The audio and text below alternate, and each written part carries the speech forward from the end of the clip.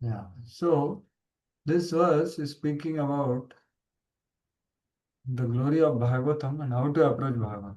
Same thing Prabhupada is writing in this essential verse of Srimad Bhagavatam, which is Satam Prasangat Mama Virya Samvidu. So you can see in this verse, this is more or less essence of Bhagavatam, that we take excellent association, and in that association we hear Harikatha, Virya Samvida, and then we make progress gradually on this path of Apavarga. So here Srila Prabhupada writes very wonderful that how it's very difficult to understand the activities of personality of Godhead. First of all, it's very difficult to understand personal feature. And more than that, it is, so here you can see, to understand the personal activity of Lord, one has to seek the association of devotees. And by such association, when one contemplates and tries to understand the transcendental activities of Lord, the path of liberation is open and he is free. One who has firm faith in the Supreme Personality of Godhead becomes fixed, and his attraction for the association with the Lord and the devotees increases. So, an association of devotees means association of Lord. So, actually, when Prabhupada is saying this association of devotees here, it is not just general devotees. It is an excellent association. Prakrushta Vaishnava Sangha. So that is perfected devotees, pure devotees. So hearing from them and the leelas of the Lord, and then contemplating and trying to grasp the meaning, then our Shraddha becomes fixed, because it's coming from their heart. So that's what is the methodology of the glory of Srimad Bhagavatam. So that is the reflection. So some reflections from your side, what we discussed in the previous lecture. Some small one, two statements some of you can share, who were there in the previous class. Yes. First 35 verses we discussed.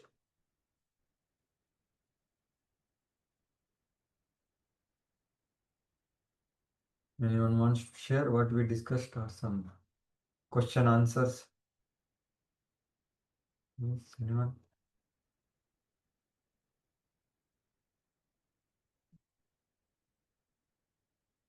So this is what we were discussing.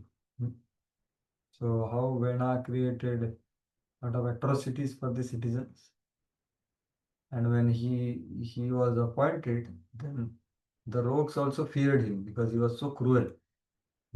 So they reduced in terms of their activities, not actually reduction, right? Because when Vena is killed, again they will come. Then sages try to pacify him, and then Vena arrogantly replied to them that actually I am the representative of Lord, you should chant my name and worship me, etc. Then sages saw that actually he is not hearing. They gave him a chance, and then they killed him. Right? So that is the section which we discussed. So there was discussion on Varnashram and importance of it. So let us go further from there. So I'm just opening.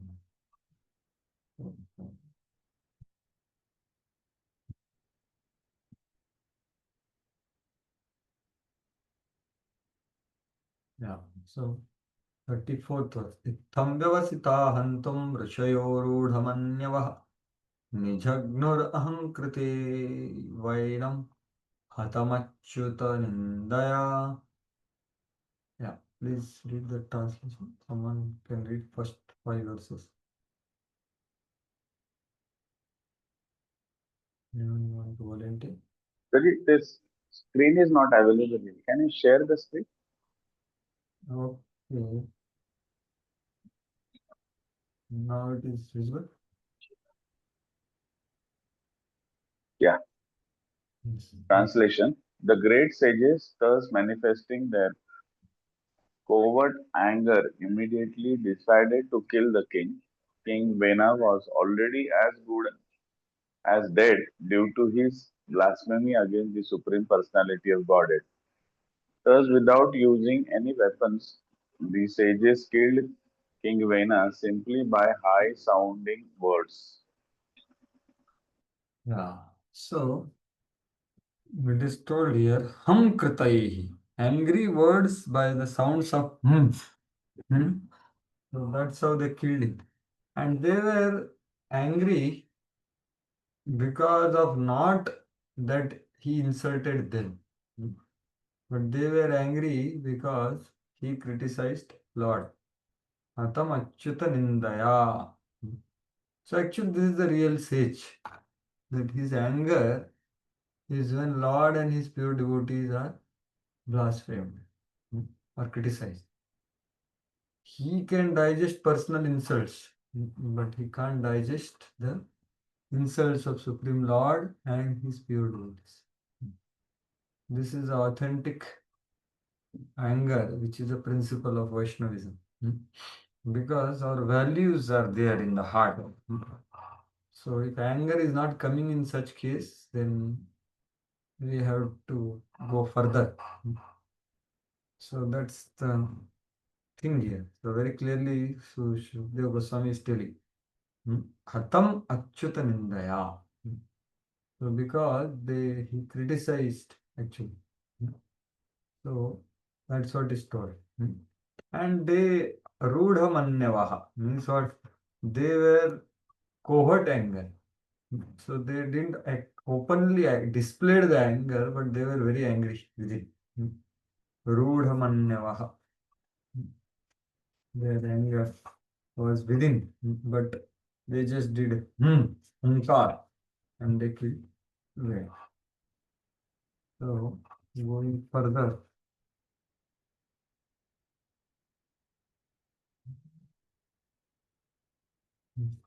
so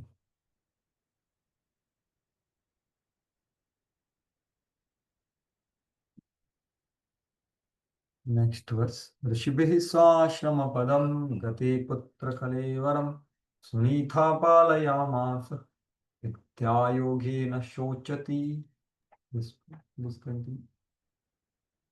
After all, the sages returned to their respective hermitages. The mother of King Vena, Sunita, became very much active because of her son's death. She decided to preserve the dead body of her son by the application of certain ingredients and by chanting mantras. Mantra Yogena. Yeah. So Sunitha, being his mother, still she was attached to the son. That you can see here, right? So she is keeping the body preserved. So yesterday I was hearing one Bhagavatam class evaluation. So one devotee was speaking about this verse. What is it? Deha patra kalaptradishu atma sanyeshwa satsapi tesham pramatto nidanam parshanapi na parsha. So he was mentioning in Germany there is one technology which has come. They are claiming that we are going to uh, create a chemical by which person will not become old and they will not die also. And we will have a chemical which will bring back the life also. So there are some 17, 18 people whose body is with them stored, and they have paid money and all that. So now also such things are happening. And that time also Sunita had put in oil. That's it. So with certain procedure, Vidya Yogena. So Chati. So she was greatly lamenting. So actually this is the blind love of mother. So to the child. Whoever this child is, so like Diti was feeling okay, Hiranyakashipu and Hiranyaksha are my children. They are little mischievous, but they are my children. Something like that. So here also she is having such. So Vidya Yogena means by placing it in oil with use of mantras. Like that Srila Vishwanath Srila. Let's see. Yes, Pro, we have raised hand. Anything you want to say? We have one question. So in the earlier Hmm. shloka, we heard that Rishimuni is the power of their mantras or their was associated with the king was killed, or is it because the decibel sound was high? What is the Ah, I didn't understand your question. So, decibel sound, what is it?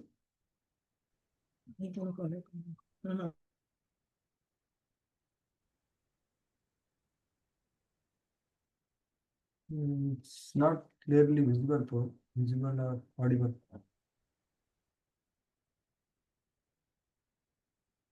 Maybe internet connection. Prabhuji, am I audible now? Yeah, you are audible. Yeah. Prabhuji, what Prabhuji is saying is the decibels of sound. That means loudness. He was killed by loudness or by the power of mantra. Actually, it seems that they didn't chant any mantra. The sound was okay. filled with anger. That anger killed him. Now, how exactly it happened, decibel sound or that I don't know. Here, there is nothing specific mentioned by any acharya. Nijagnu hunkrutar venam. So, loud word is not specifically used as such. So Prabhuji, the Without sages already had a lot of mystic power and this thing. So even if they just say by that power they will just not by sound. It's not just like a material sound. I think. exactly, that's what I'm saying. The Ah, sages can make a person into elephant also, no? Like Gajan, Indradyumna Raja made elephant, and Narada Muni cursed and made the trees. So actually, this is ether technology. okay. Mantra technology, ether technology. So ether is the Okay. source of all other elements. So ether can do a lot. Yes. It's a ether technology than sound, means in the sense of decibels specifically. Okay, Prabhu. Okay. Clear. So Clear. going Thank you. further. Right. So the Sunitha being, so Sunitha has demoniac background. All of us know. So she has that attachment. Going further. Ekadamana istu Saraswati Leela Pluta Saraswat Saraswat Salila Pluta हुत्वा सत्कथाश्चक्रुः उपाविष्टः सरित्तटे. Yeah, please read. Once upon a time, the same saintly persons, after taking their bath in the river Saraswati, began to perform their daily duties by offering oblations into the sacrificial fires. After this, sitting on the bank of the river, they began to talk about the transcendental person and his pastimes. Yeah. So now certain period of time has passed when that is not mentioned as such. So, however, still they are doing this. So they are discussing Sat Katha Chakrur and a very pure place, Saraswati Tate. So I have gone to this Badrikashram. It's such a serene and pure place actually for such activities. So they are thinking and they are doing Harikatha, and naturally they are thinking about the welfare of citizens also. So what they are doing, they are doing. So now, just as Ved Vyas did something similar, and then he saw the condition, and he did something. So they are also going to see something. भिक्षो भिक्षाउत्थितं तदुत्पातान् आहुर्लोकभयङ्करान् अपि अभद्रमान्नाथाय दस्युभ्यो न भवेत् भुवः. In those days, there were various disturbances in the country that were creating a panic in the society. Therefore, all the sages began to talk amongst themselves. Since the king is dead and there is no protector in the world, misfortune may befall the people in general on account of rogues and thieves. So what was happening before Vena was enthroned, now it is happening more because Vena is also not greatest competitor. Neither he is ruling, neither he is present. So all this thing increased. And they so much disturbances happening. Panic was there. So they started thinking what to do. So this purport, Prabhupada writes the duty of the government and the duty of the sages. The sages are always, although they might be sitting in Himalayas, but they are concerned about the public. That's what Prabhupada says. So citizens are unsafe. The saintly person becomes very anxious for safety of people in general. The conclusion is that even though saintly persons have no business in political affairs, they are always compassionate upon the people in general. Thus, even though they are always aloof from society, out of mercy and compassion, they consider how the citizens can peacefully execute their rituals and follow the rules and regulations of Varnashram Dharma. So, sages are elevated and they want others to elevate through proper systems of the Supreme Law. And one of the proper systems of Supreme Lord is Varnashram Dharma. So that's what they are thinking about. So, and then Prabhupada says in this age of Kali, the Sankirtan Yajna is the most important. So that's what Prabhupada contextually as the same sage, having the same or rather more compassion than those sages. Because what Prabhupada has done is no one has done before, actually, in one sense. So Prabhupada can fully understand and realize what they are doing.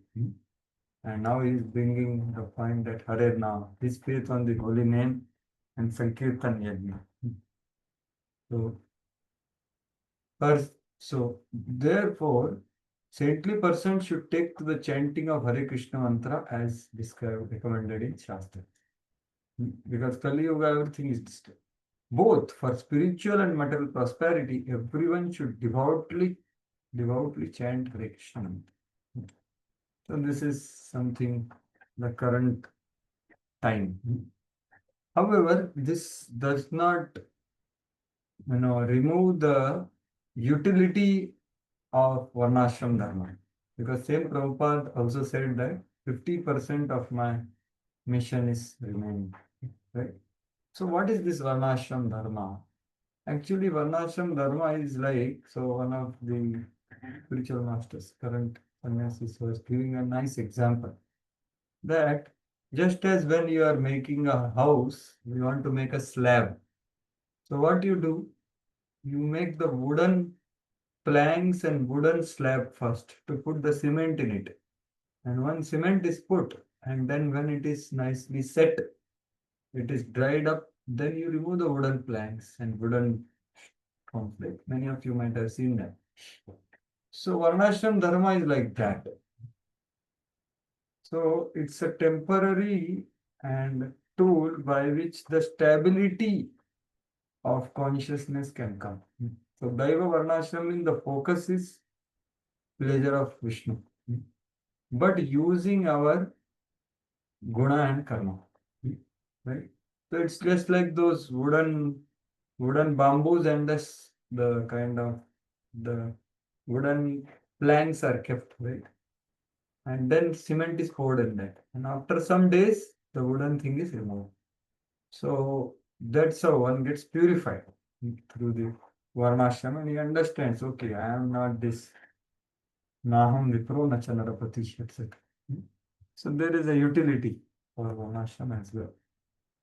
Otherwise, Prabhupada, as we discussed previously, that Prabhupada writing, everyone should find out whether one is Brahmana, Kshatriya, Vaishya, or Shudra and thus be educated accordingly. Otherwise, his life will not be successful. And collectively, the society will be confused. But if they apply these principles, then entire society can be successful through Bhakti Yoga. So that's what. 38. Evam Rishantarashayo Dhavatam Sarvato Disham पासं समुत्थितो भूरिश्चोराणम् अभिलुम्पटाम्.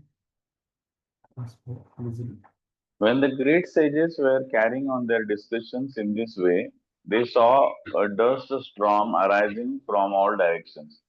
The storm was caused by the running of thieves and robbers who were engaged in plundering the citizens. So they saw the dangers, right? Where they were sitting, they saw this. The thieves and rogues were simply await some political upset in order to take opportunity to plunder people. And this is what was happening because there are no king. तदुपद्रवमाज्ञाय लोकस्य वसुलुम्पताम् भर्तर्युपरेति तस्मिन् अन्योन्यं च जिघांसताम् चोरप्रायं जनपदं हीनसत्त्वमराजकम् लोकान्नावारयन् शक्ता अपि तद्दोषदर्शिनः. Upon seeing the dust storm, the saintly persons could understand that there were a great deal of irregularities due to the death of King Vena. Without government, the state was devoid of law and order, and consequently there was a great uprising of murderous thieves and robbers, who were plundering the riches of the people in general. Although the great sages could subdue the disturbance by their powers, just as they could kill the king, they considered it improper on their part to do so. Thus, they did not attempt to stop the disturbance. Yeah. So this verse is telling that how, in spite of being capable to take an action on the level of violence, they refrained from it because of the himsa dosh on their part, being the sages or brahmana. So this kind of disposition is also there elsewhere also. Anyone remembers that the sages can do it, but they request the kshatriyas to do it because that is your duty. Our power should not be used for this. Anyone remembers any other incidents in the Shastra or in history where the sages are attacked by the demons and the demons are not killed by sages, although they are capable, but they tell the king or they request the Kshatriya, please help us. Yes, anyone remembers any incidents? Just yesterday there was Ram Vijayotsav, isn't it? So it's there, one hint is there in Ramayana. Yes, yes, mother. Vishwamitra Muni took Ram and Lakshmana to kill the demon. Yes, exactly. Yeah, Vishwamitra Muni came to Dasharat Maharaj requesting for Ram and Lakshmana, etc. So they can do it, but they didn't want to use their energy in such gross violence. Because they know that the hands are there. Head should not be used for that purpose. Hands mean Kshatriyas. So they can do their duty. Any other example? So there was Lord Balram, he did one murder on Vyasasan, and after that the same thing happens. Right? So the sages, I think the Shaunakadi rishis only were there. Yes. Shaunakadi rishis or? Yeah, Shaunakadi rishis only. Rom Arshana was speaking. I'm not sure. So the sages requested Balram that this Ilwal and Balwal are creating a lot of havoc for us. So Balram, please kill them all. But there also it is mentioned that sages could do it, but sages thought it wise not to use their energy for such violence. And Balramji was a Kshatriya, the Supreme Lord himself. So they did that. So, like that. So that's how they are interdependent and they are focused on their duties. But they are not like indifferent to the duties towards the society, right? So Brahmanas and Kshatriyas are the leaders of the society actually in terms of education and administration. So they are working together for the welfare of citizens. That's how a society should run actually. That's what Shivaji Maharaj also did. Right? That's how he was the last Rajashri. When he wanted to give up violence, he was told not to give up violence. You should do violence. But Tukaram Maharaj, Ramdas Swami didn't do violence. So that's the way an ideal society works. And that's how now also it will work. Prabhupada envisages. So here also Prabhupada says in the purport about the duty of Brahmanas and saintly person. So Sridhar Swami's commentary Prabhupada is repeating it. They will have himsa dosh. So that's what. It's not a duty of Brahmanas and saintly person to kill, although they may sometimes do so in case of emergency. They could kill and all the thieves and rogues by the prowess of their mantras, but they thought it duty of Kshatriyas, kings to do so. Thus, they reluctantly did not take part in killing business. So, this is Apad Dharma is only for Apad. So now also again kind of Apad has come. So now they are thinking what to do. So 41st verse is speaking the principles they are contemplating. Very beautiful verse. ब्राह्मणः समदृक्शान्तो दीनानां समुपेक्षकः स्रवते ब्रह्म तस्यापि भिन्नभाण्डात् पयो यथा. Someone else can read now 5 verses. The sages began to think that although a Brahmana is peaceful and impartial because he is equal to everyone, it is still not his duty to neglect poor humanity. By such neglect, a Brahmana's spiritual power diminishes, just as water kept in a cracked pot slips out. Yeah. So although that Brahmana is peaceful because he is spiritually absorbed, he is not getting affected by the dualities of material world. Although he is staying there and helping others, a true Brahmana, he remains impartial and peaceful. But he cannot neglect others' miseries. He should act. Okay, if he doesn't act, what happens? He loses his power. He loses his teja. Just as a pot containing water is cracked, then water goes on. So his spiritual power reduces. Brahma Saravati Tasya. So that is what. So actually the spiritual strength of a Brahmana reduces by such indifferent indifference behavior, which is not supposed to be done. And he said, and there is another verse which speaks about it. That is 10th canto or 7th canto also. That if a Brahmana is not satisfied, then his spiritual power reduces. And when he is satisfied, his spiritual power increases. Tejo viprasya vardate. So that's what this verse is telling. So Prabhupada writes a brilliant purport here that Brahmanas are topmost in society.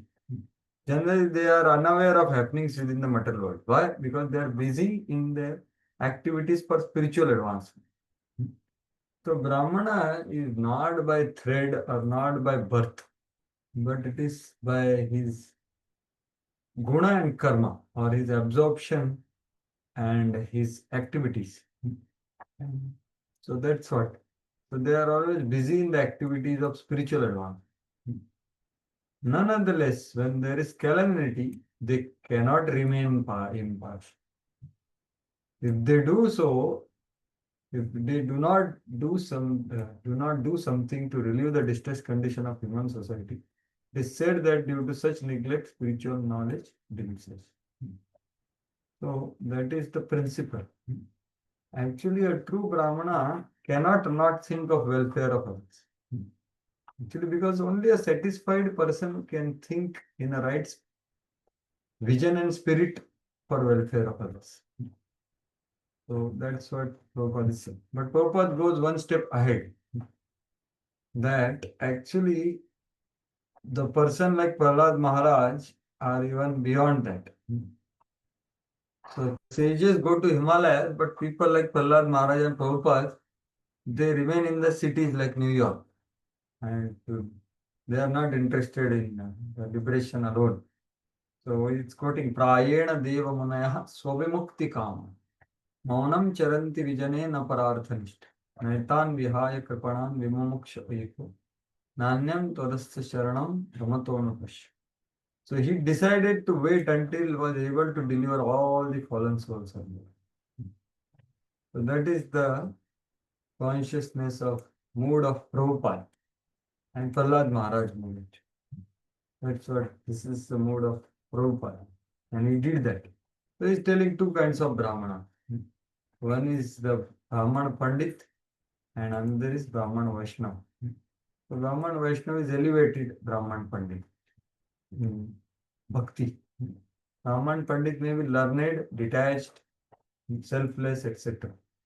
But that becomes mature into Brahman Vaishnava.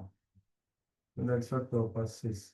Unless one becomes a Vaishnava, one's perfection of Brahminical culture is incomplete. And what sages are thinking? This is very beautiful. Yeah, please read. 20%. Persons considered very widely that although King Vena was very sinful, he was born in a family descending from Devamanas. Therefore, the semen in the family must be protected by the Supreme Personality of Godhead Krishna. As such, the sages wanted to take some steps to remove the situation. For want of a king, everything was being disturbed and turned toxical. Yeah. So here the sages know the principles of Krishna, right? So the lineage in which the semen of Anga Maharaj and all is coming, which are very glorious, devoted kings. So although he was sinful, he carries that semen in him.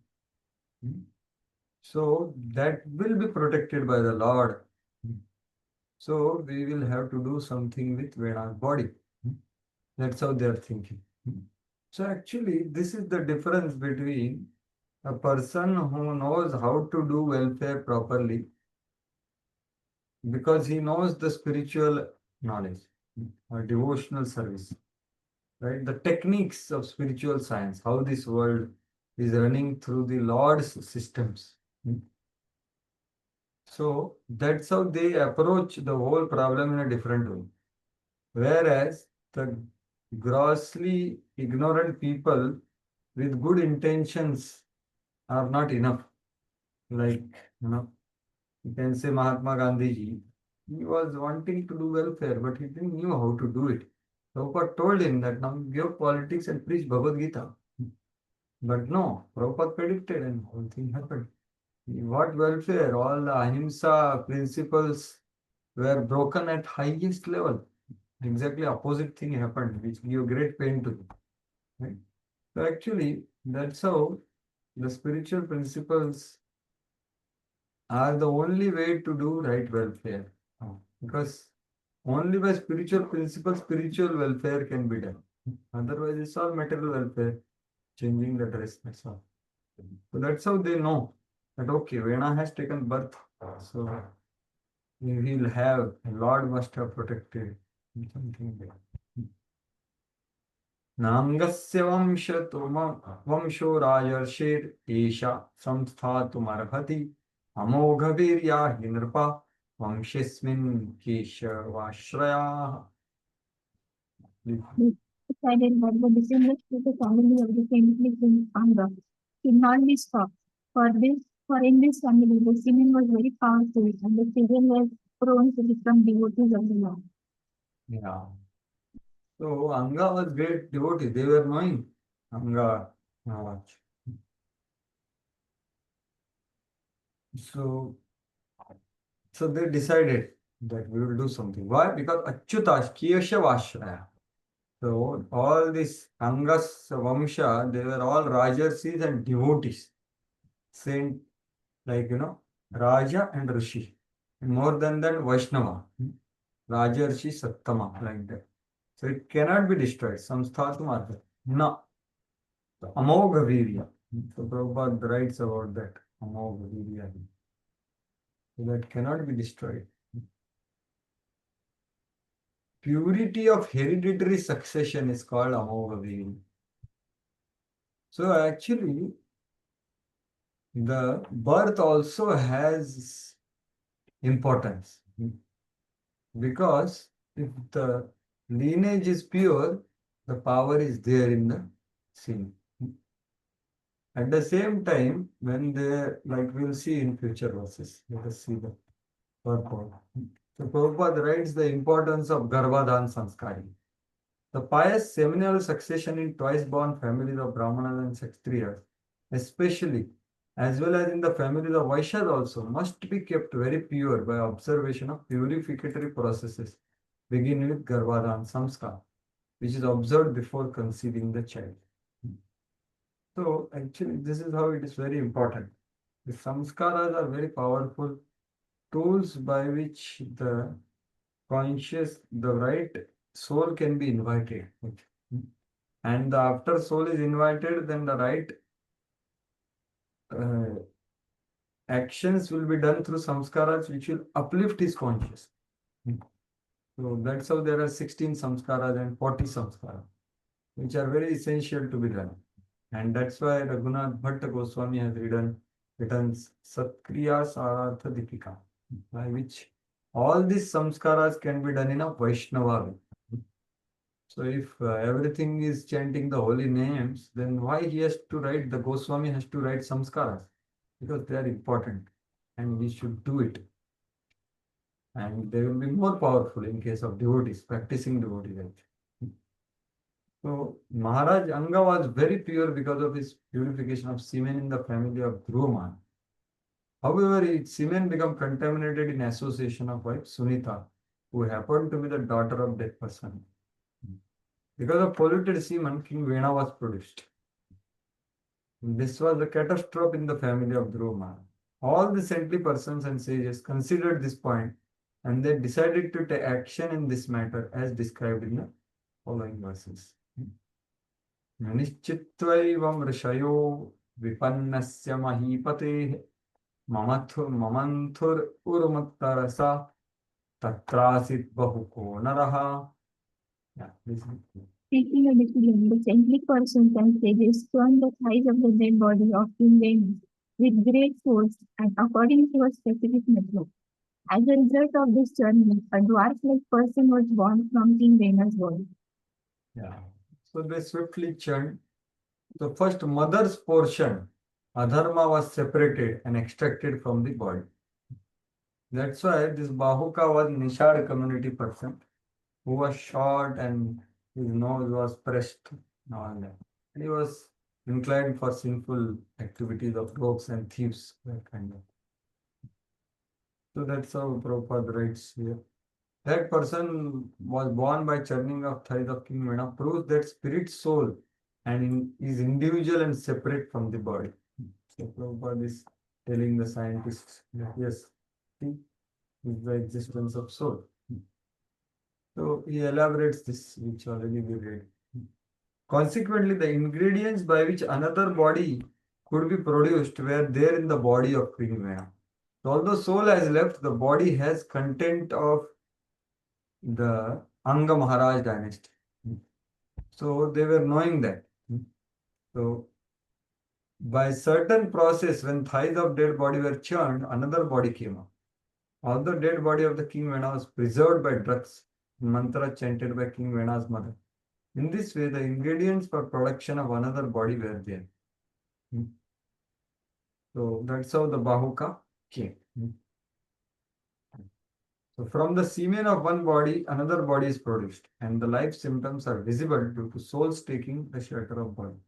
One should not think that it was impossible for the another body to come out of the dead body of Maharaj Vena. This was performed by skillful action of sages. So this churning cannot be done by Kamdik. There was specific churning. So those Brahmanas who could kill by saying they can only do such skillful action of churning. After Vinishchitya, after contemplating and discerning what is to be done, so they did Mamantha Urutarasa, a specific method. Kakrishna, Kakakrishna Swangu, Raswabahur Mahanu, Aswapa Nimna Nasagru, Raktakshatram Mudhaja. Prabhuji, just previous thing. So is the I heard somewhere that the black tribes of Africa, they were formed from Vena by this process, the first process. Actually, it's surely that this Nishad race is being told here. Oh, okay. Not necessarily black, it appears to be like their nose is pressed and all. Here, Prabhupada or other acharyas are not written specifically Africa or which place. Oh, okay. But elsewhere it is written like that was which is the Kirata Gunandra Pulinda Pulkasha Abhira Shambhaya Anakhasabhaya. There Prabhupada writes elaborately which area, which tribe is coming, because Mahabharata mentions that very clear. Yeah. So this Nishad race, our Eklavya was also from there on. Ah, okay, okay. So Eklavya was, I don't know, he was in Indian province only, I think. So Eklavya is also belonging to the Nishad race. And the same is coming here. Thank you, Prabhuji.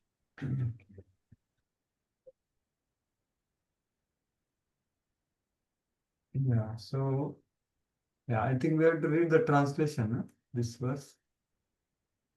This person born from Venus side was named Bahuka, and his complexion was as black as a crow's. All the limbs of his body were very short, his arms and legs were short, and his jaws were large. His nose was flat, his eyes were reddish, and his hair copper color.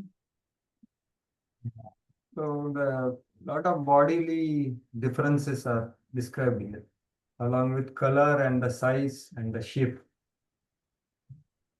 So that's what. Tam tu te amanatam deenam kim karomiti vadinam Vishidetyubruvanstata sanishadastato bhavat. He was very submissive and meek, and immediately after his birth he bowed down and inquired, Sirs, what shall I do? The great sages replied, Please sit down, Nishad. Thus Nishad, the father of the Nishad race, was born. Yeah. So the origin of Nishad race is happening here.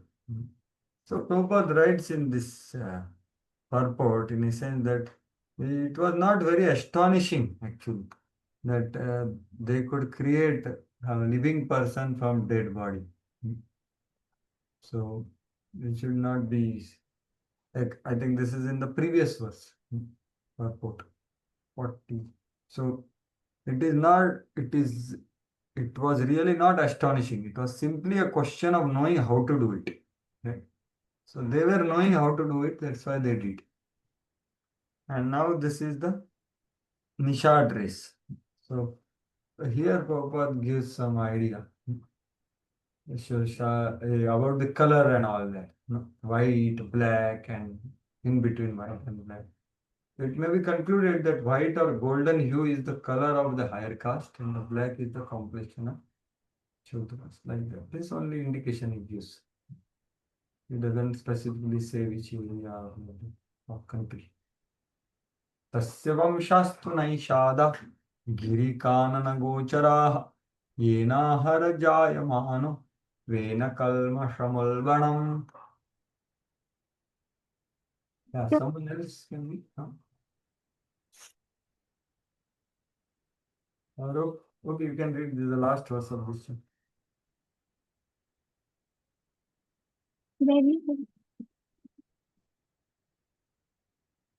Is visible? Yeah.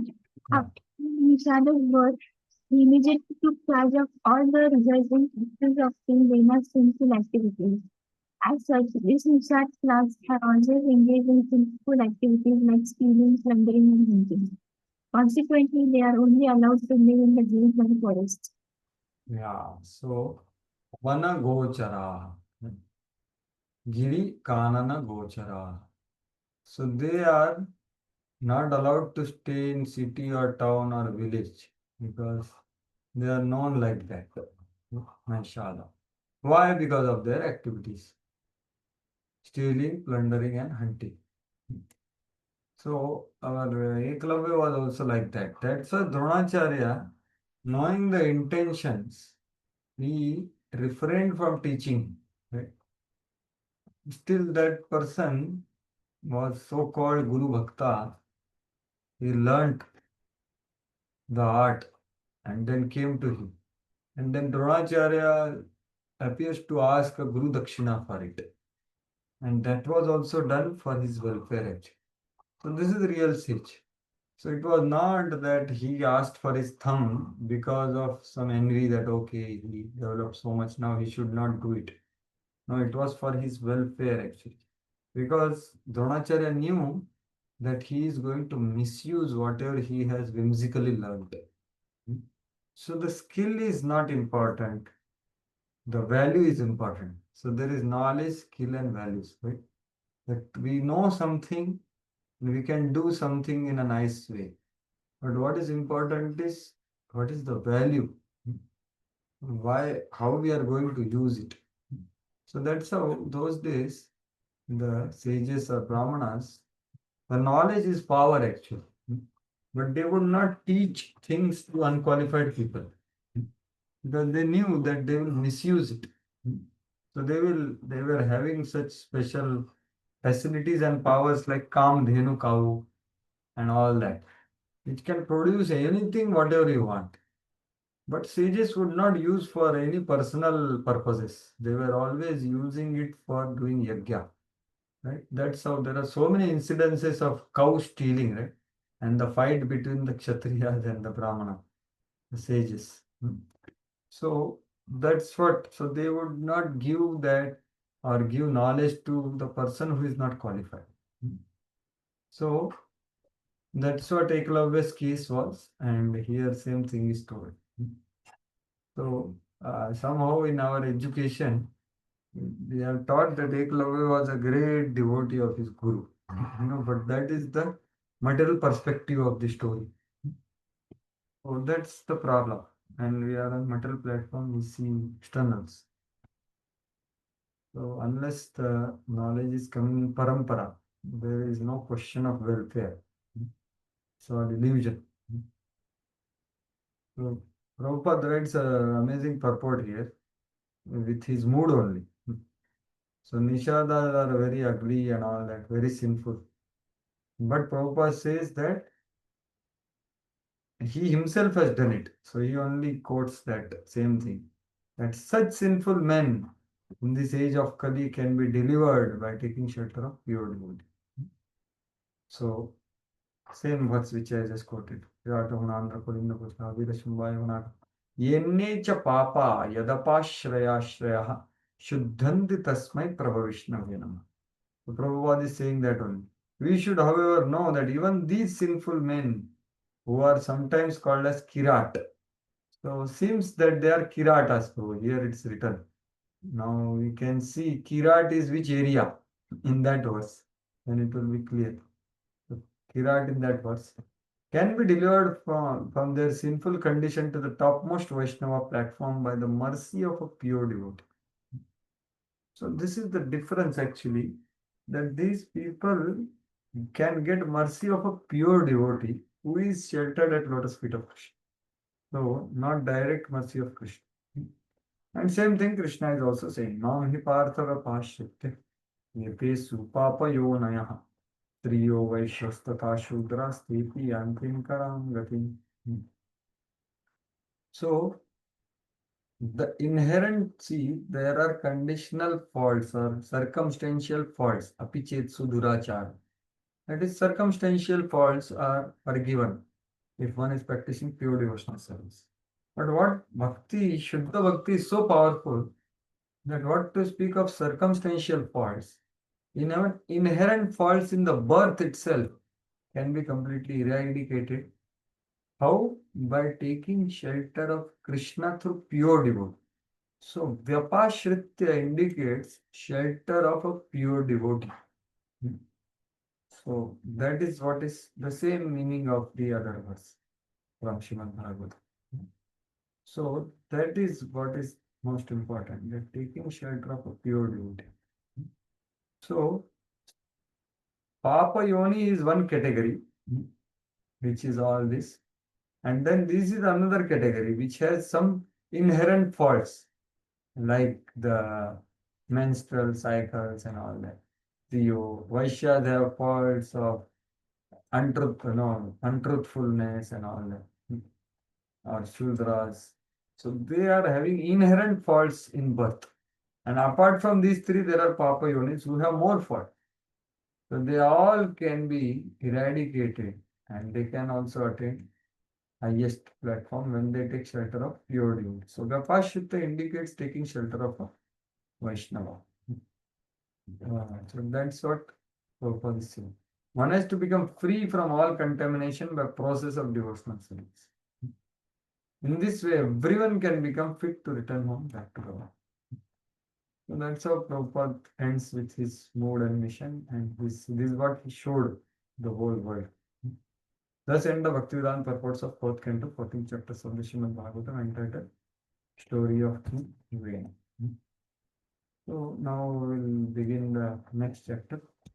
Before that, in case someone has some comment, clarification, question, or even some correction, they may hesitatingly express if something is there. Otherwise, we will begin in the next chapter about this chapter. So anyone has anything what we discussed today or previous class?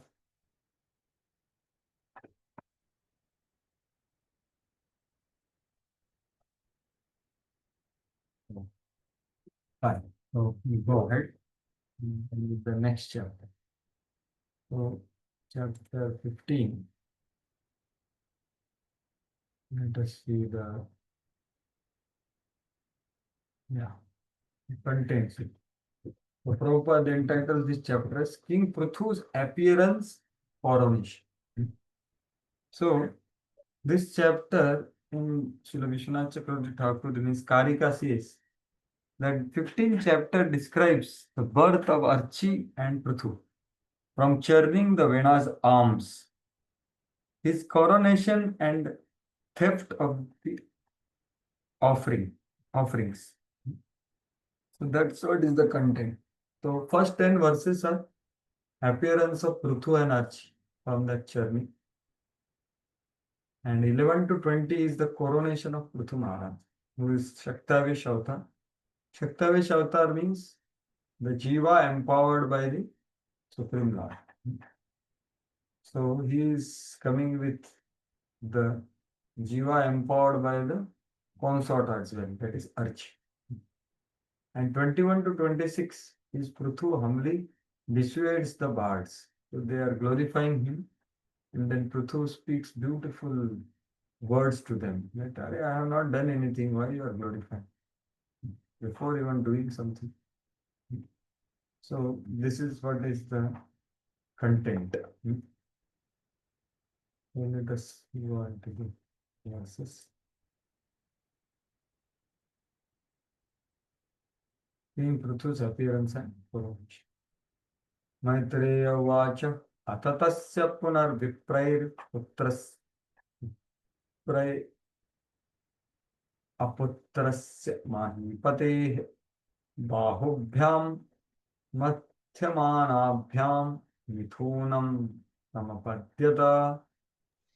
Sorry, Prabhuji. Actually, I wanted to ask one question regarding that previous section, but Yes. I couldn't ask that time. So, Prabhuji, one question is: you said that there is some inherent fault, in certain classes of people, like for example, Vaishya and untruthfulness or something. Yes. So we find that in the devotee circle also, we accept all traits of people from all classes.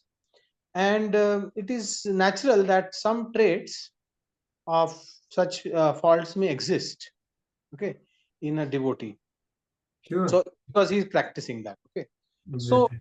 and then sometimes it becomes visible, that okay, devotee is nice, but he has the traits of maybe, let's say, untruthfulness or some other type of non-transparent simple behavior.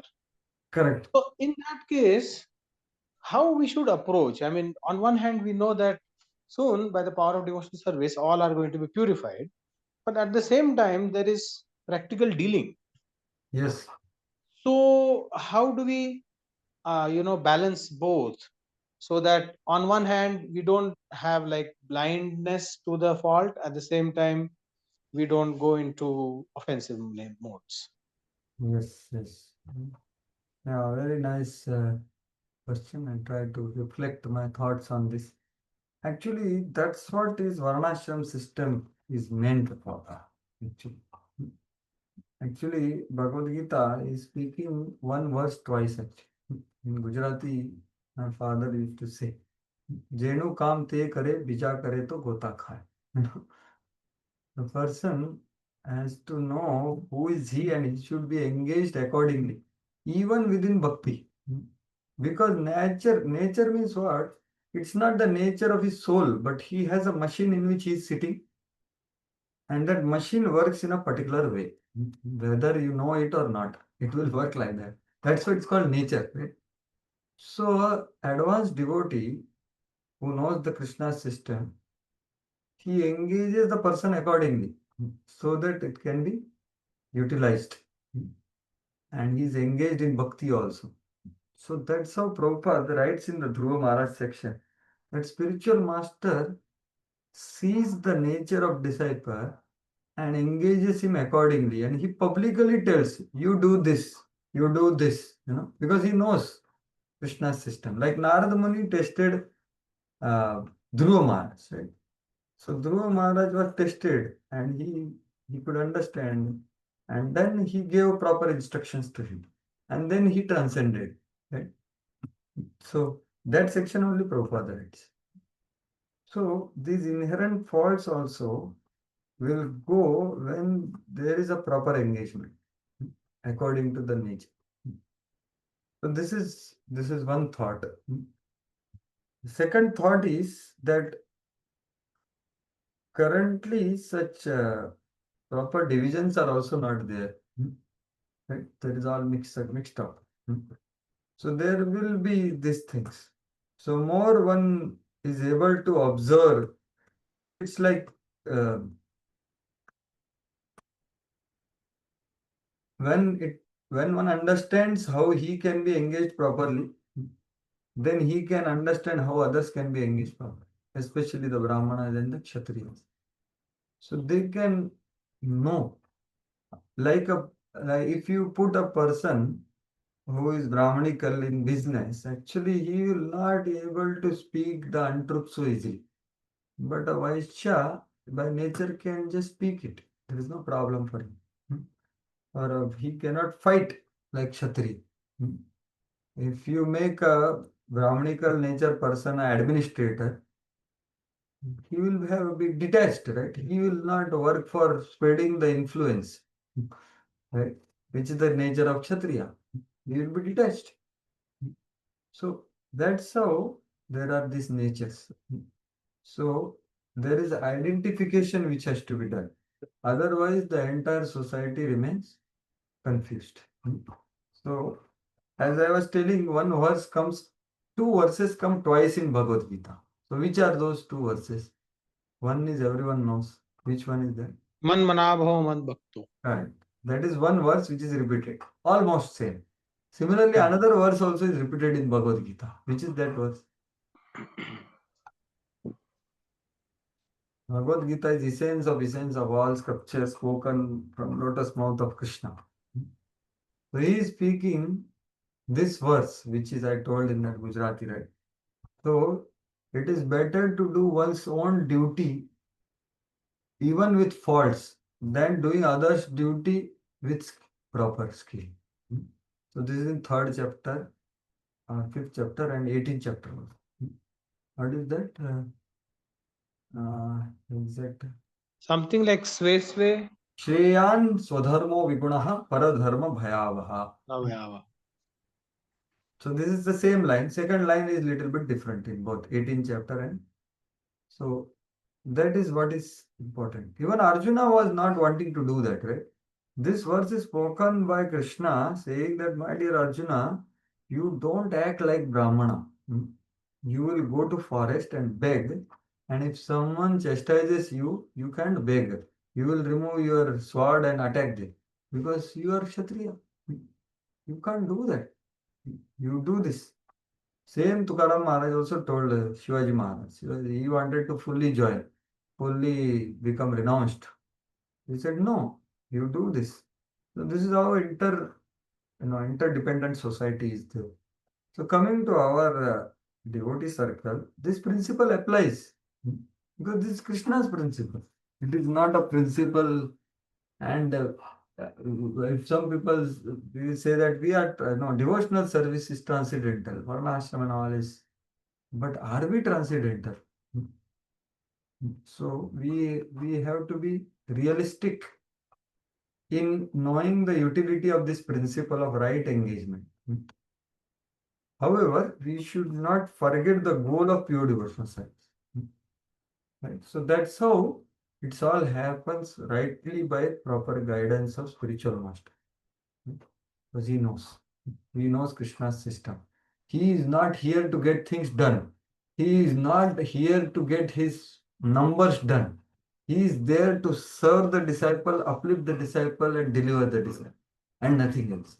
So that's what is actually, and I will show you that purport which I quoted. Srila Prabhupada writes that 5.1.14. I showed that last time.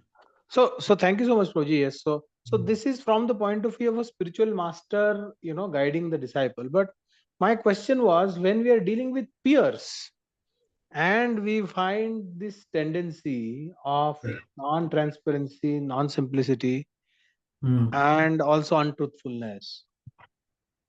So in that case, how do we deal with peers? Yes, so actually, see, when we say community, means we are all connected through our, as you said, peers, and then there are superiors and there are apparent inferiors. So this is how we work together, and we are trying to be well-wishers of each other with whatever state of heart we have.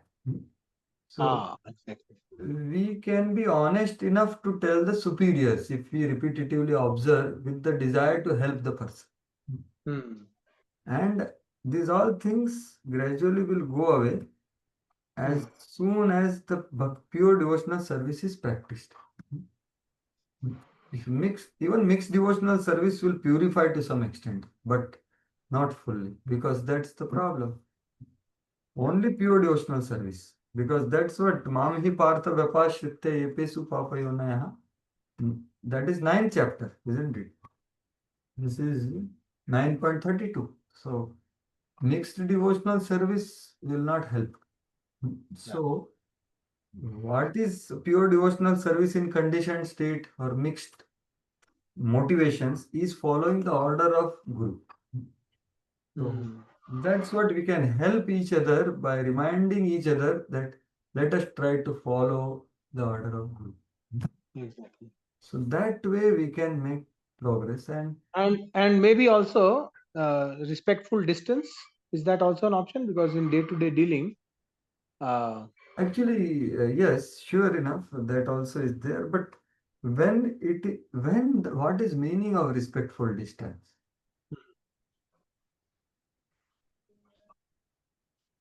Means I'm just reflecting on that. That's why I'm asking.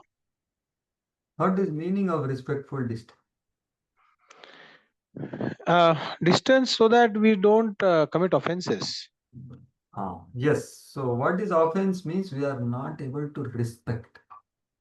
So we have less ability and humility to respect every devotee with his faults. With his faults, correct. Yes. So then we keep distance not by demeaning him, but saying that actually I am not sufficiently advanced to respect this person. Correct. So I will respect him. I will little bit far from him to respect him. Huh? Mm. So as soon as I progress, then I can go closer and help also. Ah. So this is the disposition of respectful distance. This is the humble disposition of respectful distance. Yeah. That And I there was am one more unable to point I was associate. thinking, Prabhuji, that Hmm. what typically happens in peer-peer relationship is, or any this thing is, suppose there is one quality in which one person is inherently strong and the other person is inherently weak. Hmm. So what happens is the mind will try to highlight only that point, Yes. that I am strong in this, why is he not strong in this? So, Yes. but there'll be maybe so many other points in which the other person is strong, but in which I am weak. Yes. So, so I It think is that challenge. is also where we have to see that the source of any strength in us is also Krishna. Yes. So we should not, expect everybody to have that. It will come by its own accord, and that is the little, wider approach that one must take. Is that correct? Yes. Yes. True. Actually, we cannot see the reality fully when Ah, we are having doership. Full so exactly. reality means what? Is we are seeing fault and good together nicely.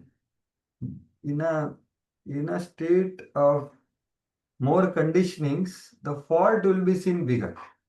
But the Hmm. gurus, you will see, I have seen so many cases from the Gopal Krishna Maharaj and other great souls deal with. The administrators go running to the gurus and they tell this problem, that problem, this, that. And here only in Bhagavatam class, his secretary had come here and he was giving a Bhagavatam class. Very nice example he gave. That there was one devotee who was doing some problem. So the administrators are going repetitively to Maharaj and pushing Maharaj that take some action. Maharaj said that I am not a child. I know what. And then he took proper decision after some time. And then the improvement happened. So this is the problem. The Actually the transcendental vision is they have power, understanding of potency of bhakti.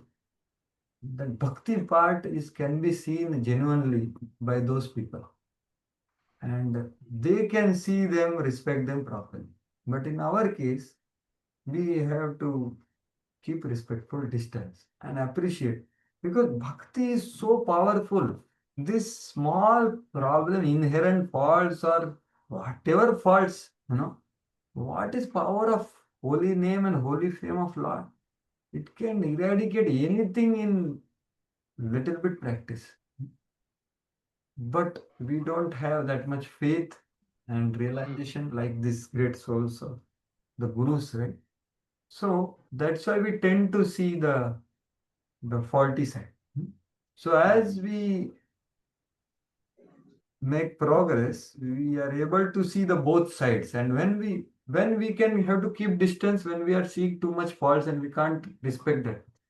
But when you start seeing the bhakti, then you associate with that bhakti. Then there is no problem.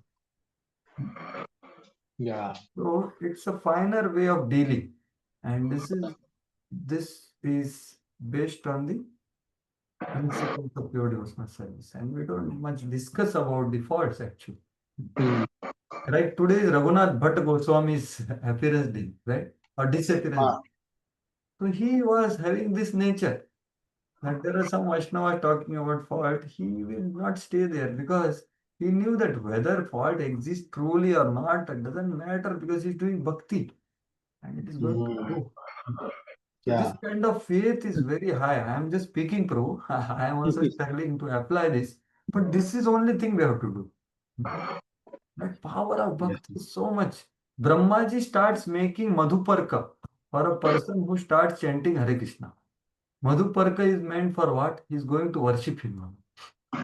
Because he's going after some days, he's going back to Godhead. That kind of respect he has. But do I have that respect with the devotees around me? I would say no. I don't have because I see I have conditioned vision. I don't have so much appreciation of the process of bhakti. So powerful. So that way. So Vaishnava Sangha is very amazing. So peers and then superiors, they all are required in the process of progress. All Yes. have the functions. So and it's a very scientific way which we can try to progress in this situation. Yes. Yes. Thank you so much, Prabhu. Yes, Prabhu. Hare Krishna. Yes, Mataji, we have something to say. There are in some lineages, means, like Nishad, like you mentioned, there are there it, there that whole means they have a sinful tendency in their race. So this is a means this fault in birth can be eradicated by devotion. But like if one person becomes a devotee, then in his lineage, the future generations they will also become pure, or how? Like they have to make their own separate endeavors. Actually, depends on what level of devotee he became. Right? Did he, like in bhakti also there are stages, right? Adav, Shraddha, Sadhu, Sang, Bhajan, Kriya. So if he became completely pure devotee, like Sadhya Bhakti, Prem Bhakti, like Prahlad Maharaj. So 21 generations will get an opportunity to get liberated by the Supreme. But they also have to practice bhakti. It is not that from birth they will be devotees. What is best offered because of his devotion is the easy option of choosing bhakti. Hmm. That is the case. So, but it is not that they don't have to practice bhakti. Hmm. So, But with the Garbhadan Sanskar and all these things, then with proper sanskars also the children will become good. yeah, now we are going in another concept of Garbhadhan. So, Garbhadhan means you are inviting only a great soul by conscious endeavors, contemplations, and the vidhis. So, the beginning person only, that's how Prabhupada said, na, that the seasoned devotees' children are not ordinary. They have done bhakti previously, little bit bhakti is remaining, they are coming to complete it. So all of your children are not ordinary actually, to be very frank. So because this is Krishna's system, sixth chapter Bhagavad Gita. So who takes birth in devotee family?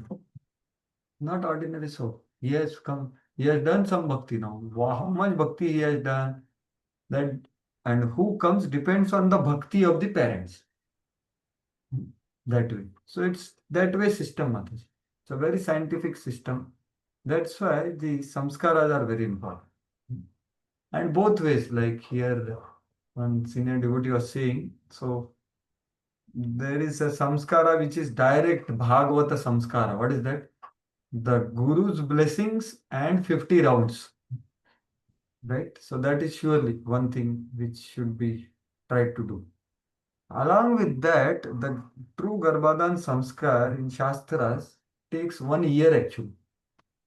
Like Kunti Maharani did that. Kunti and yeah, who? Pandu. They conceived these Pandavas.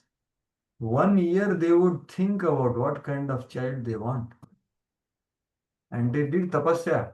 And then they contemplated. And then they got. So both are should be done as close as possible to the Shastras. The Bhagavad Vidhi and the Vedic Vidhi, the Samskara. So it starts at 1 year before, right? Before conception. So that's what is the greater responsibility of parents. So the greater responsibility of parents is 1 year before and 5 years after. So if you do this properly, then you give freedom to the child. So that's the way the Krishna's technology. Not after that we do. The preparation is nice. So this is why it is very important because it's scientific. Prabhupada is writing here so much, right? The mother's part is there. Sunita's part is there in the body, of this Vena, and then Anga Maharaj part is also there. So Sunita's part created the sinful Bahuka Nishada, and the Anga Maharaj part is going to create now Prithu Maharaj.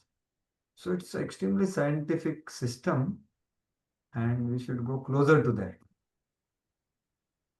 Okay.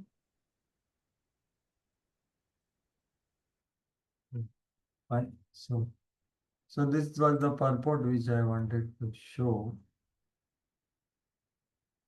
So this I showed the other day also. So as you said, Prabhu, that it is not just responsibility of guru or guides to identify. It is responsibility of practitioner also to identify. Now, what kind of machine Krishna has given me so that I can engage in his service, right? So it's like a student and teacher, right? Student teaches with responsibility and compassion, and teacher and student receives the teachings and applies them. So combinedly, they help each other to engage in Krishna's service. So both have to be observant, both have to be uh, clear about the system as much as possible. So here you can see Prabhupada is right. It is best therefore to accept injunctions of Vedas which are mentioned in this verse as Yadvachi. In accordance with these injunctions, everyone should find out whether one is Brahmana, Kshatriya, Vaishya or Shudra and should thus be educated accordingly. So this now is coming to not just gurus, actually even parents also should observe, right? So earlier days like Chaitanya Mahaprabhu, when they take birth, the four things are kept, right? The Bhagavatam is kept, and then some Shastras are kept, and some money is kept, right? So they would try to find out the inclination of the child, right? So that's what was the culture. So the village actually, the elderly people of village would discuss it. In Gurukul, the gurus. So everyone, this is a collective thing. They are well wishing for the child, and they will engage them accordingly, educate them accordingly. First education, then engage. See, then his life will be successful. So it is individual. Otherwise, all human society will be confused. क्या करना है मुझे? You know. So this is now why I am saying this. Now, Her Grace Urmila Mataji is going to come here after few days, and she is going to take a course called Career Dharma, which is extremely practical actually, based on Prabhupada's and Bhagavad Gita, and Prabhupada's desire of 50% of our national system. So that is what actually is important. So some of you are there, you may attend. It is going to happen in school, of course. So it's very important. If human society is divided scientifically according to Varnashrama, and if Vedic directions are followed, one's life, regardless of position, will be successful. It is not that Brahmanas will be elevated to transcendental platform, but not the Shudras. If Vedic injunctions are followed, all of them will be elevated to transcendental platform, and their lives will be successful. So this is Daiva Varnash. The focus is on worship of Lord. The injunctions of Veda are explicit direction from the Lord. So that way. So that is important. So it's both ways actually. So we have to help ourselves, we have to help our friends, we have to help our apparent juniors also in this direction. To the degree we are clear, to that degree we can help. So going further now. So fourth chapter, let us fourth chapter, let us begin. Yeah. So I think we recited the verse, no? Yeah. Translation is read or not? Or maybe someone else can read now who has not read. So I'll do the needful. Yes, bro, please. Thank you.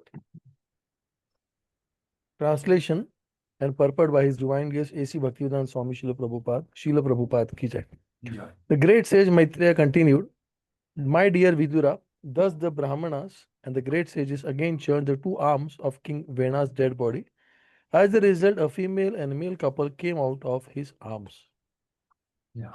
So now the right portion. The arms are turned. And male and female came. Mithunam Samapan. Bahubhyam.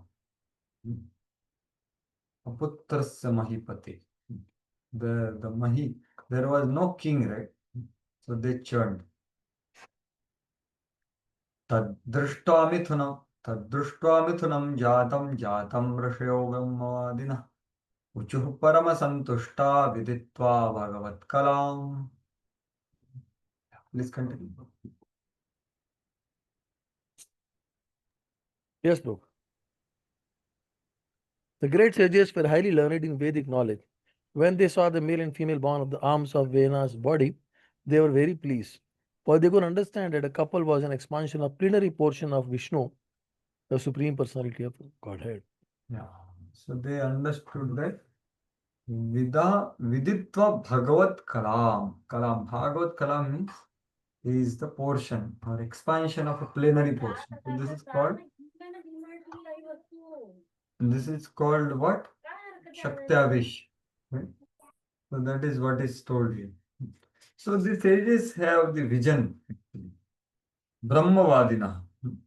So that's how they could understand immediately. Right?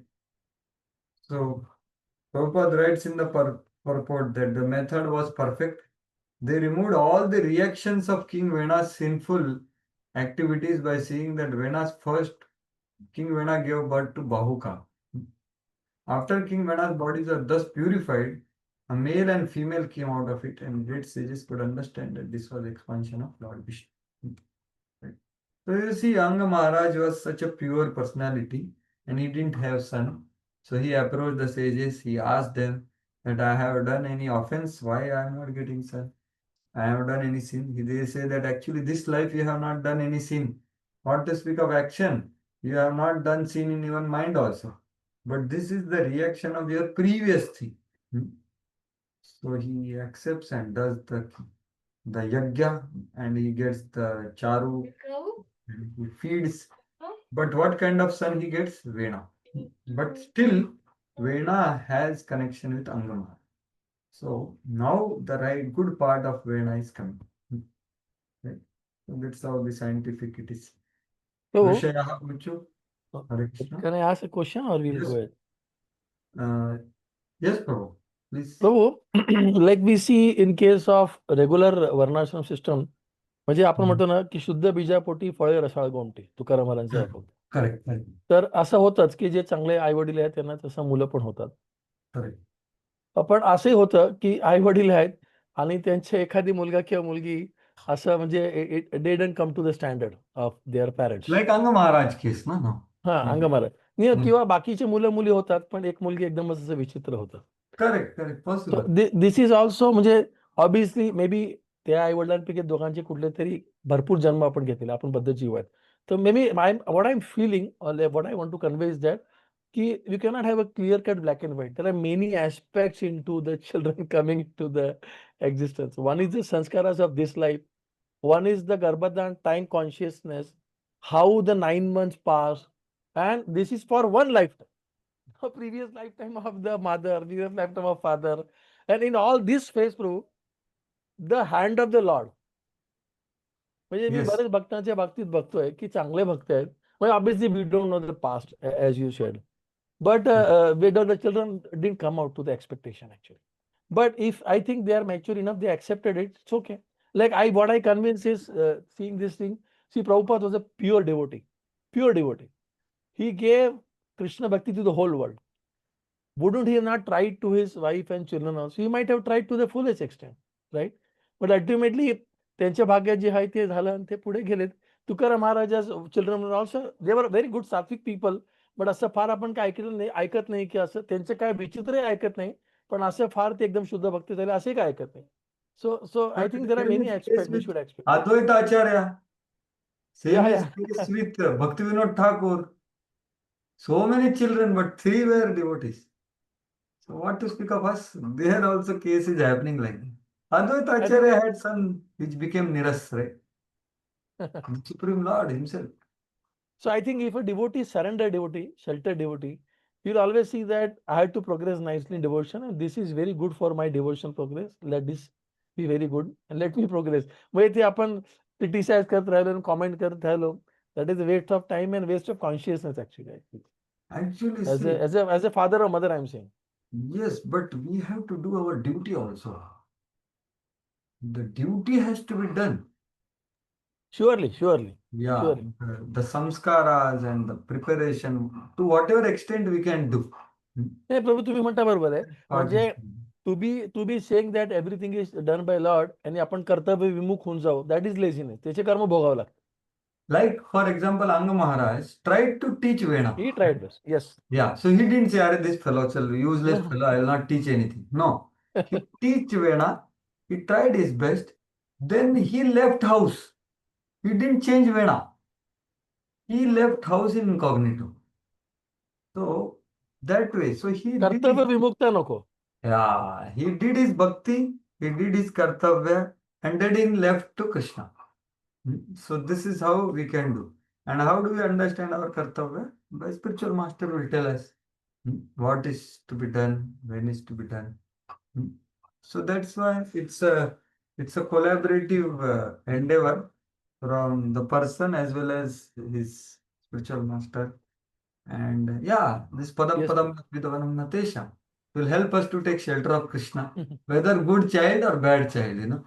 Good child joins ashram also, it's painful, right? That is another level of pain, right? So there are different pains in this world, but we have to see and accept it. That is Krishna's child. It is under my care. So yeah. true. Thank you. Thank you. Thank you very much. The multiple factors, that's true. There are so many factors. But our process is very powerful. Yeah. That's very important. ऋषयः ऊचु एष विष्णो भगवतः कलाभुवनपालिनी यं च लक्ष्म्यः सम्भूतिः पुरुषस्यानपायिनी. The great sages said the male is a plenary expansion of the power of Lord Vishnu, who maintains the entire universe, and the female is a plenary expansion of goddess of fortune, who is never separated from the Lord. So here it is told, Esha, he is Bhagavat Kala, Vishnu. And who has come with him? Bhuvanapalini Lakshmyaha Sambhuti. So Sambhuti is expansion. Purushasya Anapayini. She can never be separable from the Lord. Inseparable. So this comes twice in this next verse, next to next verse also. So Purushasya Anapayini. So Prabhupada writes the whole purport on this Anapayini one. That people want Lakshmi without Narayan. People in general, right? So that's why they should know that Lakshmi is inseparable from Narayan. So you worship Narayan, Lakshmi will come. That's what Prabhupada is telling in this purport. Actually. The significance of goddess of fortune is never being separated from Lord is clearly mentioned here. Materialists should understand that goddess of fortune should be worshipped along with Lord Vishnu and should not be regarded separately. If materialist follows the policy of Ravan, who wanted to separate Sita from Ramchandra, the process of separation will vanquish him. Those who are very rich and have taken favor of goddess of fortune in this world must engage their money in service of Lord. In this way, they can continue their opulent position without disturbance. So Lakshmi will be what? Chanchala without Narayana. So that's what is true. Actually, goddess of fortune is not so gross as the dollar and the currency notes, or the nowadays there is no currency note also, the digital money. So fortune, so there are 8 kinds of Lakshmi actually. There is the Dhana Lakshmi, there is Santan Lakshmi, having right, as just now we are discussing, having appropriate child to just take the inheritance. There are big rich men, they have big business, but they get a child. He doesn't want to continue the business, he wants to do something else. He just has to inherit, but they don't get it. That is Santan Lakshmi. Then there is Dhanya Lakshmi. Then there is what is that? Virya Lakshmi. Then there is Veer Lakshmi actually. And so on. So goddess of fortune is not just too gross as the money which we say in this world. Actually, that money, there are so many people, they have it, but they are not satisfied. So problem is that is not artha, properly earned. So that's why goddess of fortune means we have to follow Narayana and worship Narayana. Then they will be stable. That's what Prabhupada is saying. अयं तु प्रथमो राज्ञां पुमान् प्रथयिता यशः पृथुर्नाम महाराजो भविष्यति पृथुश्रवाः. Yeah, continue. Two more verses. Yes, bro. Of the two, the male was able to expand his reputation throughout the world. His name will be Prithu. Indeed, he'll be the first among kings. Yeah. So Pruthu means one who is wide reputed. Yashaha, prarthayita yashaha, will expand the reputation. So he will be the ideal king which will be famous all over the world. It's a Palana Shakti avatar, Shakti Aveshavatar. That's what Prabhupada says in the purport. So there are different types of Avish. So Prabhupada says that Garuda and Ananta, etc. Shiva is Guna avatar, like that. So Prithu is Shakti Aveshavatar. And which Shakti? Palana Shakti. Right? And so Narada is like Bhakti Shakti, Kumara is like Jnana Shakti, and like that power. So thus the saintly person and the great sages predicted the future activities of King Prithu was already explained as the partial incarnation, the plenary expansion of the Lord. And what about the Devi? Yamcha Sudati Devi Guna Bhushana Bhushana Archirnama Vararoha Pruthumeva Varundhati. Yeah, that's it. The female was such beautiful. The female had such beautiful teeth and beautiful qualities that she will actually beautify the ornament she wears. Her name will be Archi. In the future, she will accept Prithu Maharaj as her husband. Yeah. So she was also plenary portion of goddess of fortune. And her beauty is explained. Param Padam Bhushana Bhushanangam.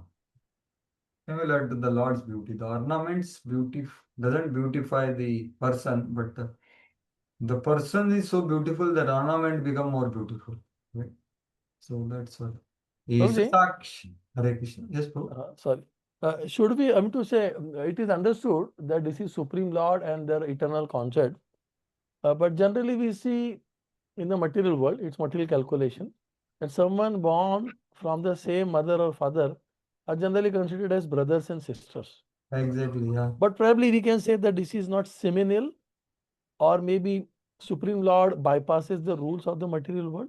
Can this both the cases be there? Yeah, this is a very specific case where such thing is happening. So similar thing happened in Manu and Shatarupa also. So they all came from Brahma only.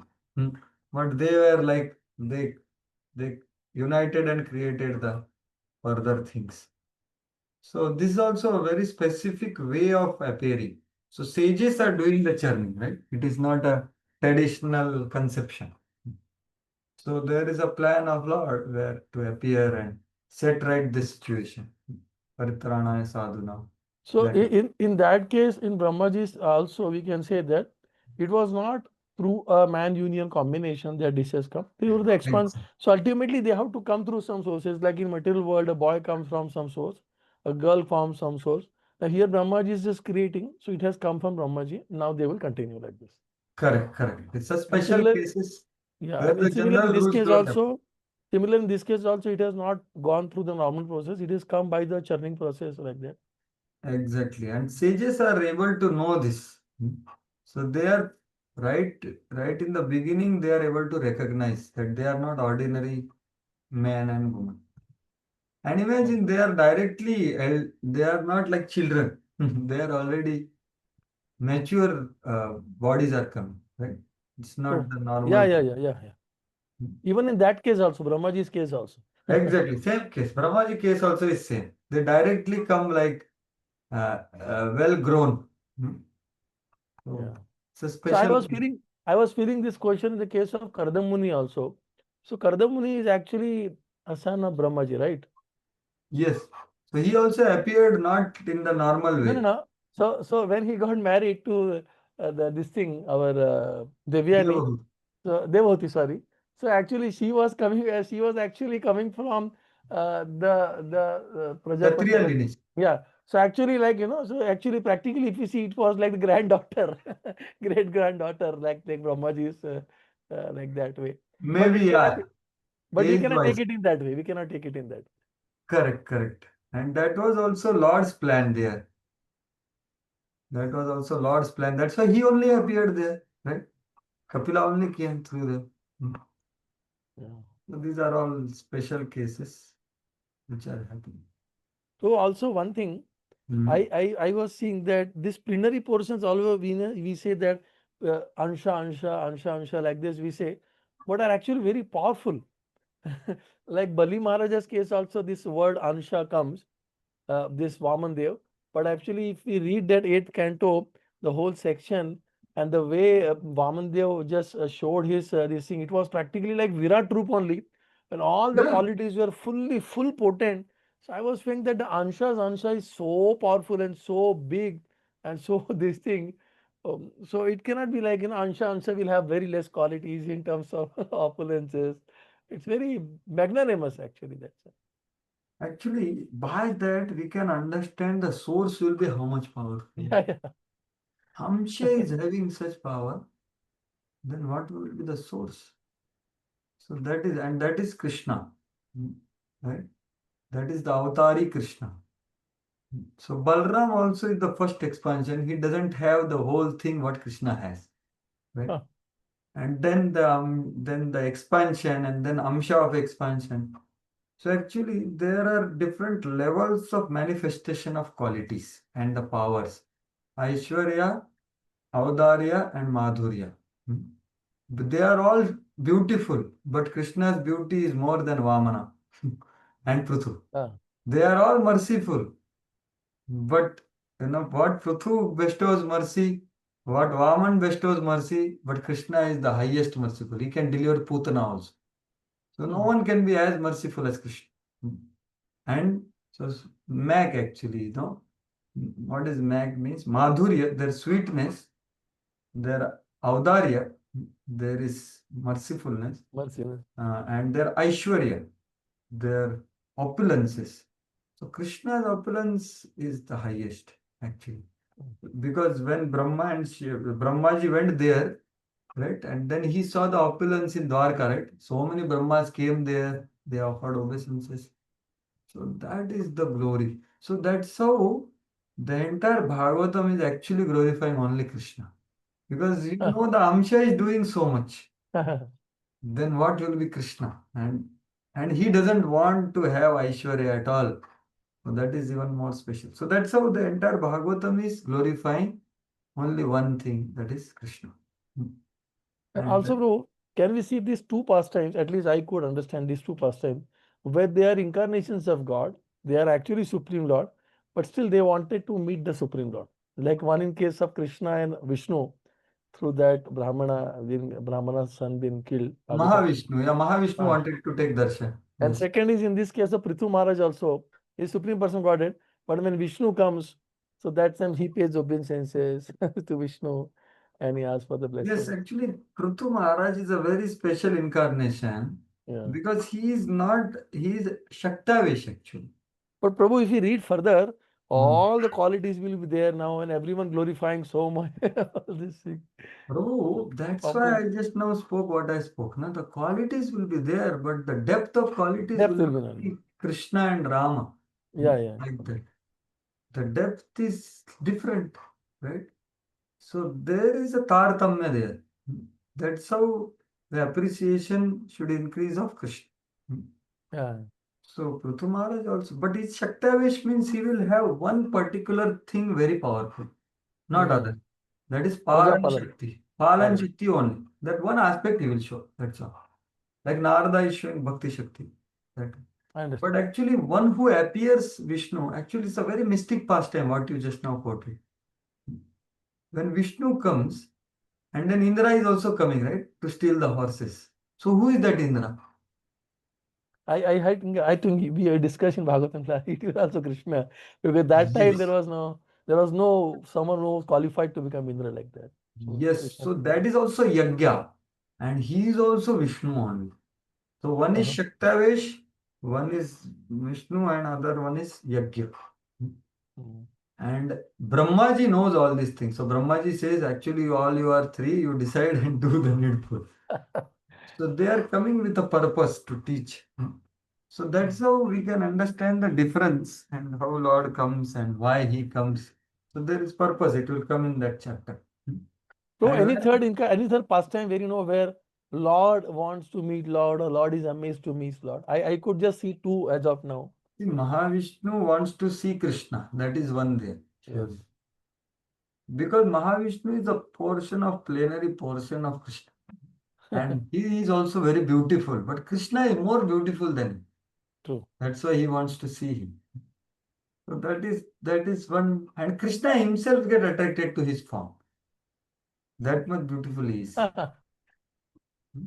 So there is a pastime like that. So Yeah. that's the all attractiveness of Krishna, whom the Thank you. Bhagavatam is speaking.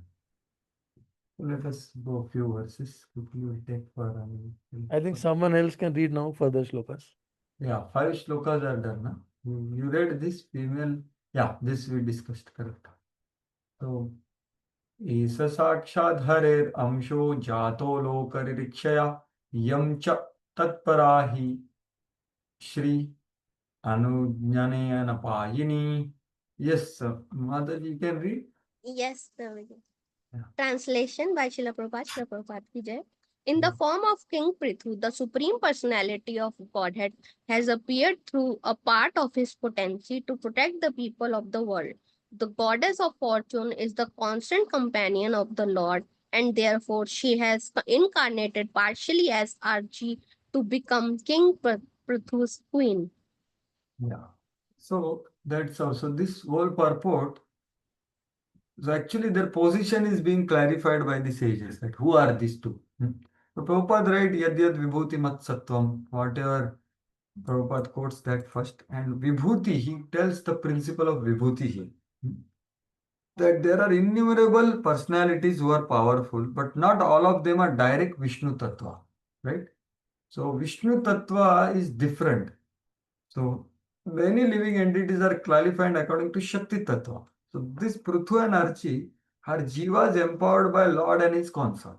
So Prabhupada is telling the principle here in this purport. So let us just see 3 more verses. Just there is no purport. Just the storyline. Maitreya उवाच प्रशंसन्ति स्म तं विप्रा गन्धर्वः प्रवराजगुः मुमुचुः सुमनोधाराः सिद्धा नृत्यति स्वस्त्रियः. Yeah, please read. Translation. The great sage Maitreya continued, My dear Viduraji, at that time all the Brahmanas highly praised and glorified King Prithu, and the best singers of Gandharva Loka chanted his glories. The inhabitants of Siddhaloka showered flowers, and the beautiful women in the heavenly planets danced in ecstasy. Yeah, so this is normal. Yeah, next translation also. Yes. Translation. Conch shell bugles drums and kettle drums vibrated in outer space. Great sages, forefathers, and personalities from the heavenly planets all came to Earth from the various planetary systems. Next also you can read translation. Yes. Translation 9th and 10th. Lord Brahma, the master of the entire universe, arrived there accompanied by all the demigods and their chiefs. Seeing the lines of Lord Vishnu's palm on King Prithu's right hand and impressions of lotus flowers on the soles of his feet, Lord Brahma could understand that King Prithu was a partial representation of the Supreme Personality of God, one whose palm bears the sign of a disk, as well as other such lines, should be considered a partial representation or incarnation of the Supreme Lord. Yes. So this is the confirmation given by Brahma, right? That okay, what the sages are saying is correct. And what is there are symptoms. So this is what Sanatan Shiksha, Lord Chaitanya also tells about avatar. Avatar means he will do three things. One is he will have special markings on his lotus feet and lotus hands. And he will do unparalleled in superhuman activities. Right?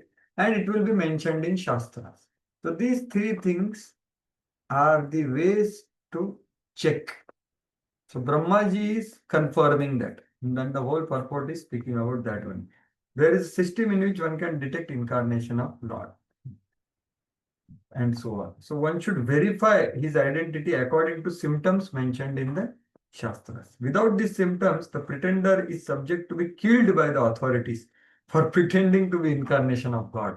My Lord. So Prabhupada is not just saying anyone who claims to be a god is a dog. Prabhupada says that, right? But here he is saying anyone who is pretending to be God, he should be killed. By whom? The authorities. For pretending that this fellow is pretending to be God. He'll be killed. Very heavy words. So Brahmaji is coming and doing that. So now there are just translations. If you can read, now his Abhishek is happening and just the gifts are given. So can you continue reading, Mataji? Yes, Prabhuji. Translation: the learned Brahmanas, who were very attached to the Vedic ritualistic ceremonies, then arranged for the king's coronation. People from all directions collected all the different paraphernalia for the ceremony. Thus, everything was complete. Yeah, next. All the rivers, seas, hills, mountains, serpents, cows, birds, animals, heavenly planets, the earthly planet, and all other living entities collected various presentations according to their ability to offer the king. So Thus, the the gift. great king. Yeah, please. Okay. Thus, the great king Prithu, exquisitely dressed with garments and ornaments, was coronated and placed on the throne. The king and his wife Archie, who was also exquisitely ornamented, appeared exactly like fire. Yeah. Further. Okay. The great sage continued, my dear Vidura, Kuvera presented the great king Prithu with a golden throne. The demigod Varuna presented him with an umbrella that constantly sprayed fine particles of water and was as brilliant as the moon. The demigods of air, Vayu, presented King Prithu with two whisks, Yes. kamaras of hair. The king of Okay. The king of religion Dharma presented him with a flower garland which would expand his fame.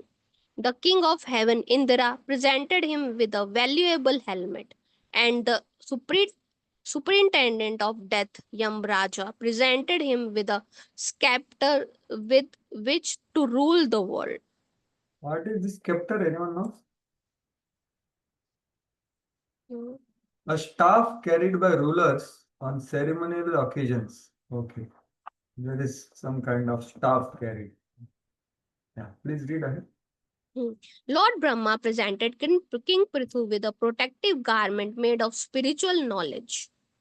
Bharti Saraswati, the wife of Brahma, gave him a transcendental necklace. Lord Vishnu presented him with a Sudarshan disc, and the Lord Vishnu's wife, the goddess of fortune, gave him imperishable opulences.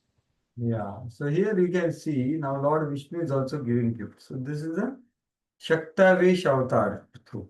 So he is not Vishnu Tattva, he is a Shiva Tattva, but empowered by Vishnu. So Lakshmi ji is also expanded, empowered the Arch. So both of them are also giving gift.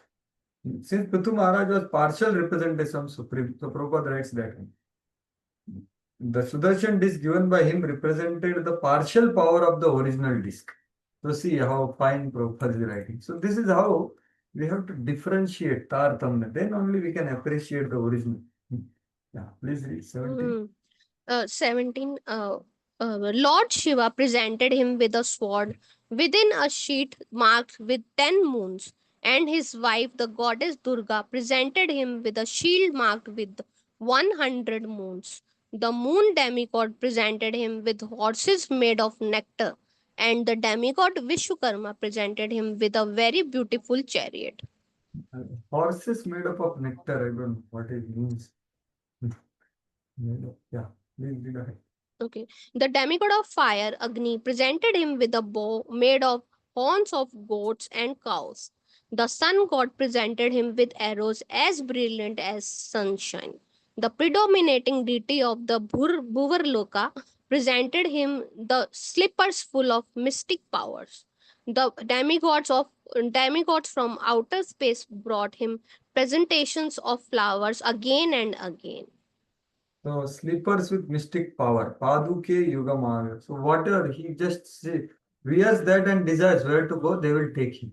That kind of slippers, proper rights. Yeah, please read ahead.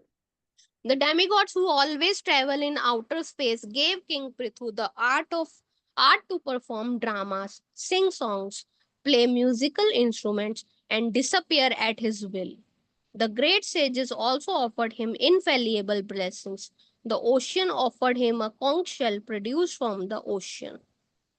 The seas, mountains, and rivers gave him room to drive his chariot without impediments, and a Sutta, a Magadha, and a Vandi offered prayers and praises. They all presented themselves before him to perform their respective duties. Yeah. So this is how they offered gifts. Now the next section begins, which can be Uh, continued further. Thank you all very much for your patient hearing and participation. Nantara Bhagavatam ki jai. Yeah. So So office- one thing I appreciate that this concept of giving gifts is even to the Supreme Lord also they are giving gifts. And obviously this is not that they are in need, but this is out of duty or gratefulness, Love. out of love, out of love, out of. Yes, that's the core principle actually. Dadati pratigranati. Yeah. God. So that is there.